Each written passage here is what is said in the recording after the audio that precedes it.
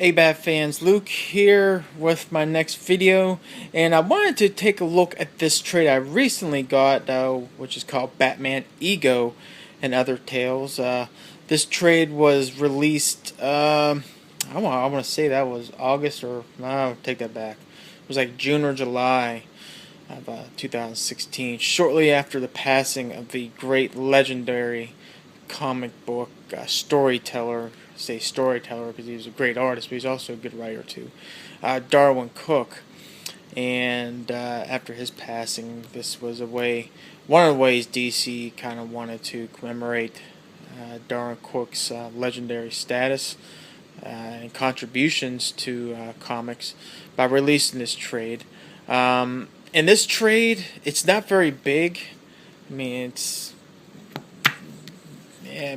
it's about the normal size of a normal trade. Price-wise, came to like $18, but man, the content inside was just superb.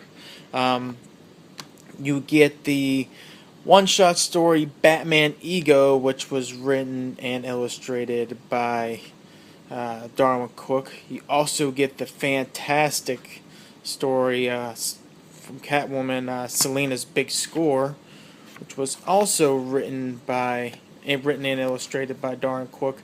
In addition to, you get two stories from Batman Black and White, and you also get two. Oh, if you don't know Black and White, they're like 8-page short stories. And in addition to, there was two short stories from Solo, which one of them Darwyn Cooke wrote, and one was drawn or illustrated by Tim Sale. So for the money that you're getting, you're just getting one heck of a buy, because the content inside, I will say up front, Ego was awesome. Selina's Big Score was awesome. The Batman Black and White stories, one kind of, I forget the name of it. It was one that was right after, if you're reading the trade, the Black and White story, which is entitled Here Be Monsters. Actually kind of ties in with somewhat of a theme, which we see in Ego. The other one, which comes right at the very end of the Selina's Big Score story, kind of dealt with a monument to Batman. Let me see if we can get the right page. Kind of hard doing this one-handed. The name, the monument. It does have a cameo by Hugo Strange. It was kind of off on its own. The next story from the Solo was titled Date Night, if I remember right, and that's the one that was written by Darwyn Cooke and illustrated. Yeah, Date Night, illustrated by Tim Sale. It was just a simple chase between Batman and Catwoman, and just basically Catwoman talking smack to Batman the whole time. But the art was great. Tim Sale's art in there was really fantastic. Much akin to, a little bit more polished than the Long Halloween and Haunted Night and Dark Victory, whatnot. But it was just awesome to look at. And then the last story from Solo, which is called Deja Vu. If I can get the title page up, there it is.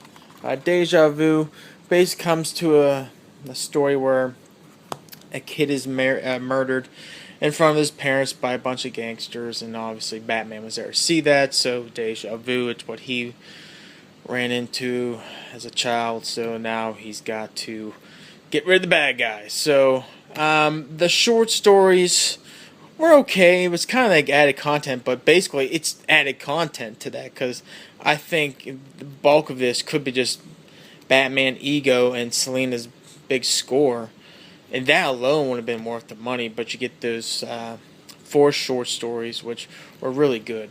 But I really wanted to kind of talk about Ego. And basically what happens in Ego is that it opens up where Batman is just having an encounter with the Joker. And he has a really bad wound. He's losing blood. But in the aftermath of taking down the Joker, there was someone he kind of used to kind of set up getting Joker kind of captured, and his driver, and his name was Buster Snibbs. And Buster Snibbs, what he did was kind of pull the okey doke on the Joker, whereas he basically left with this big money that they used. They actually committed this crime to get this big grab of money, and he was basically going to flee the city and kind of give the okey doke to Joker. But Batman kind of tracks him down, and as you see, as Buster's trying to leave the city, Batman kind of bat signal there, so he's tracking him leaving, and he sits on a bridge waiting for him to cross, so we can kind of take him down. And he does that, but at the same time as this is occurring, I mean, Batman's losing a lot of blood. There's a wound in his arm, he's gushing blood, and he's kind of going in and out of consciousness. He's losing his equilibrium and whatnot. But he does get Buster, as Buster was actually... Batman initially thought he was going on top of the bridge. That's where he stashed the money. But he was actually going on the bridge to commit suicide. And as he jumps, Batman grabs him and saves his life, but Buster is not all too happy. Basically, because he realized what Batman did, he kind of used him to get the Joker. And while Batman's saying to him, hey, don't worry about it. The Joker, we got him. He's gone away. He's going to be gone for a long time. And it's something that Buster kind of brings up in here. It's like you hear it throughout. It's like a revolving door. You catch these bad guys and they just leave again. Joker is just going to leave again, and he promised that he's going to sit there and find me and hurt my family. So the twist in this is that Buster knew this was going to happen, and rather than have his family kind of go through the pain and trauma the Joker was no doubt going to cause upon them, he basically kills him himself. And this was going to be like a murder-suicide, where he killed his family. He was going to jump off the bridge and take his own life. And Batman realized what he's done. Using this driver to get to the Joker ultimately caused the demise of an innocent woman and their child to die. And Bruce really takes this really hard. And while this is going on, he's still suffering from his wounds. He's going in and out of consciousness. And he finally gets to the Batcave, and he sees a picture of his parents, which again, the art in this is just great. And then he kind of falls asleep. And from here, what happens, it's basically a dream sequence, which I just thought was just totally awesome, where it was kind of hidden on this as well, that Batman does what he does. It's like a split personality, and that theme is continued on here, is that you basically see Bruce himself fighting with this other persona that is Batman. And this persona, Batman, is basically fear in kind. It's the fear and the pain that Bruce has suffered as a child that now has taken over this persona or this form. And the punishment onto others is, for those who deserve it, is for them, the bad guys, to feel this pain.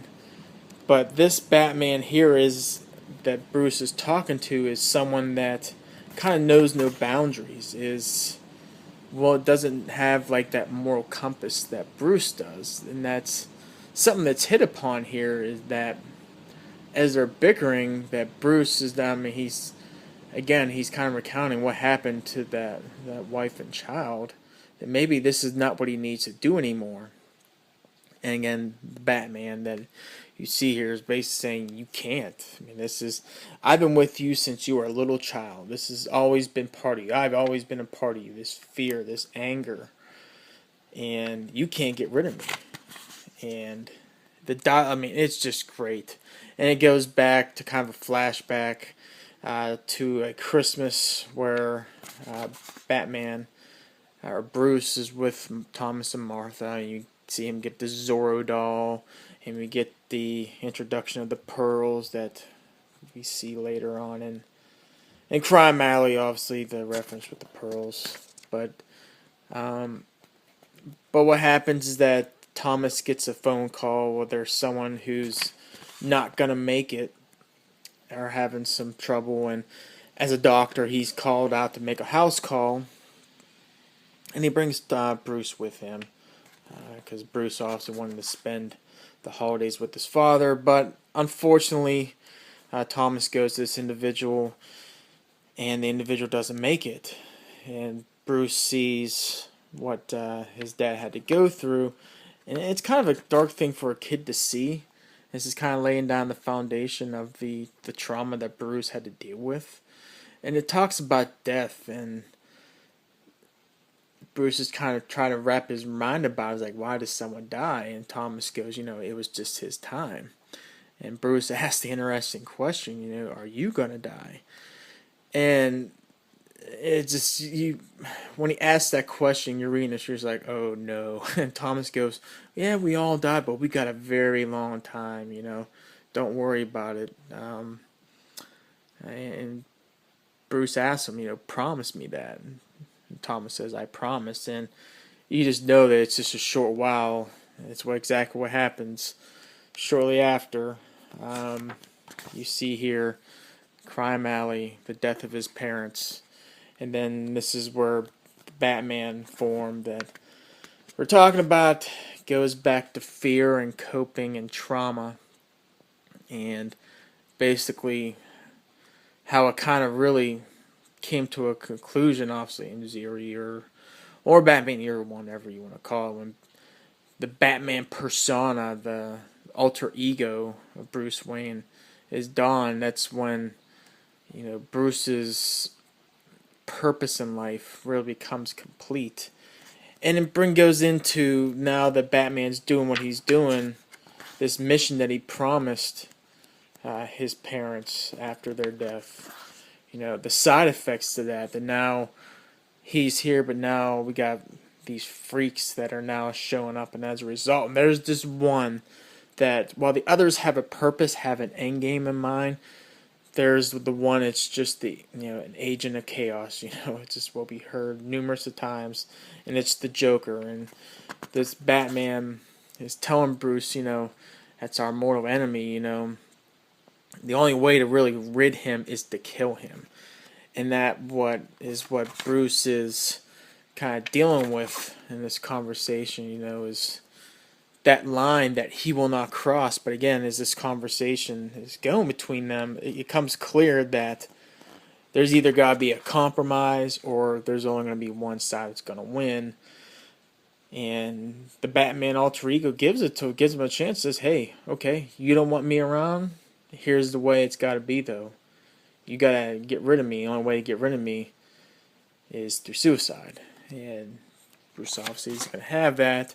But basically what it comes down to, as they continue the dialogue between each other, that there is a happy medium between the two. There's the suicide reference I was talking about.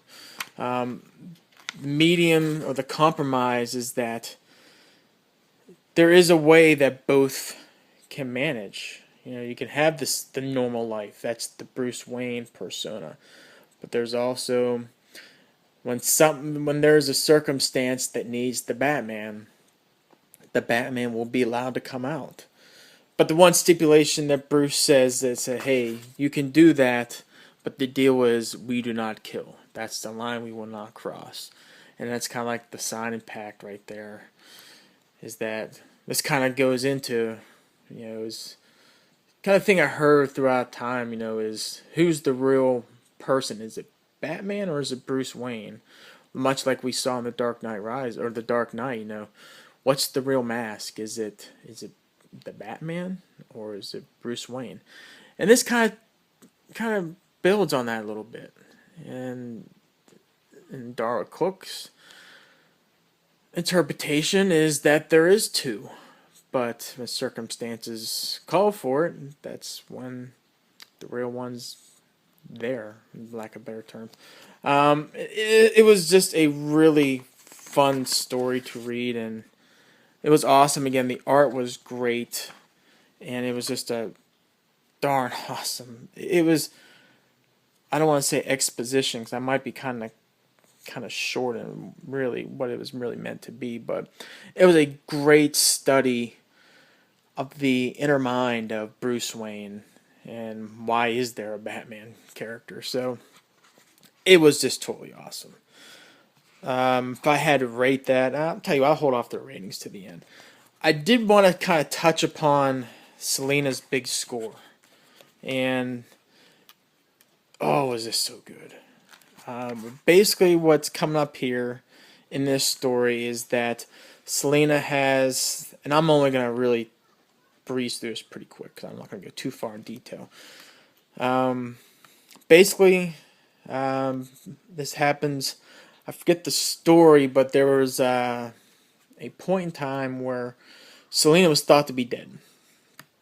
And this is Selina coming back to town after a botched heist in Morocco, where she was trying to steal this big golden chalice. Turned out to be a fake. But she goes back to Gotham, and this is kind of like the reemergence of Selina Kyle. But she's now at ground zero. She has to rebuild. She got a safe house now with very little money.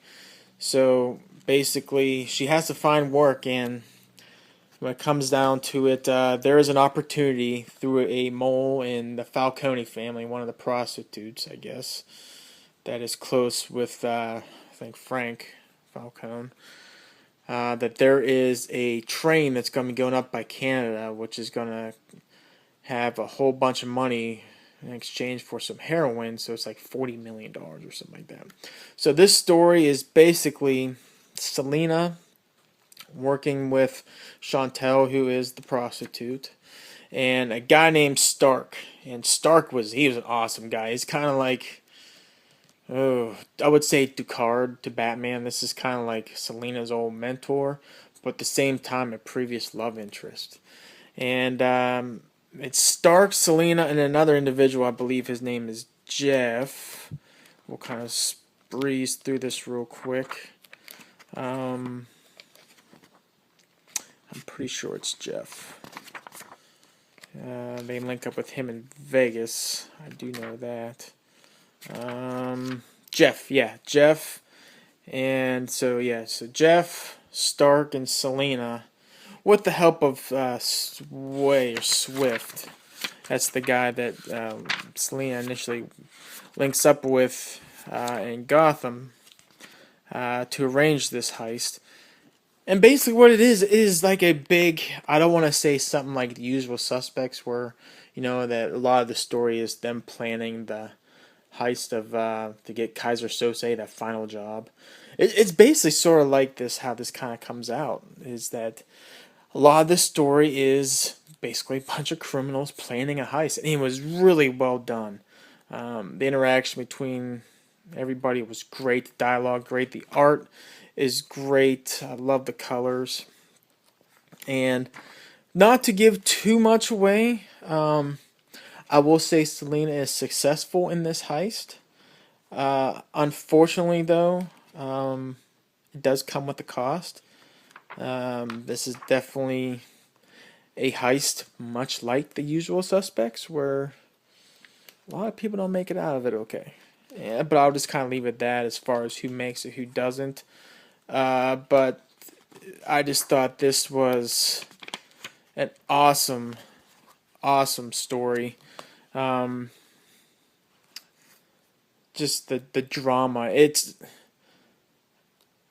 It's more dramatic than anything, but you do get action in this, and it was just a really fun read. I couldn't believe how much fun this really was. This is one where if you're not really a Catwoman fan, I would still recommend reading it. The art style is unique. I mean, it's definitely Darwyn Cooke, but it just kind of plays in so well with the story. And you do kind of have to bear with the way that the heist was going to happen on the railroad train and the kind of plan they come up with. You kind of have to go with it, but take that aside, it was good. And it does kind of pull your heartstring a little bit, especially at the end. And it was overall just a very fun story. If I had to rank this as a whole, this trade, I'd give this a 4.5 out of 5. This was just awesome. And for 18 bucks, you're definitely getting 2 solid stories, and you're getting 4 pretty good short stories. Ego, I'd give that about a 4 out of 5. No, I give it a 3.75 out of 5. Right close to 4. In that, as I was reading that, more, yeah, I'll give it a 4. It was really good. It was just a really good story into the inner mind of Bruce Wayne and the Batman. It was just awesome. Selena's big score, I give that a 4.75 out of 5. So close to a 5. I think the inconsistency with the lettering kind of threw me off. When we had the Detective Sharp, I believe his story kind of came out just kind of not consistent with the rest. And his part kind of got wrapped up a little bit. But beside that, this was close to a 5. Definitely highly recommend Batman, Ego, and Other Tales. Darwyn Cooke at his finest there, and highly recommended. So, anyway, let me know in the comments below what you thought. If you read this story, I'm sure there's some out there who have read Selena's Big Score. I know there's a lot of Catwoman fans out there. So, hit up the comments below and we'll bat chat about it. And until next video, take care.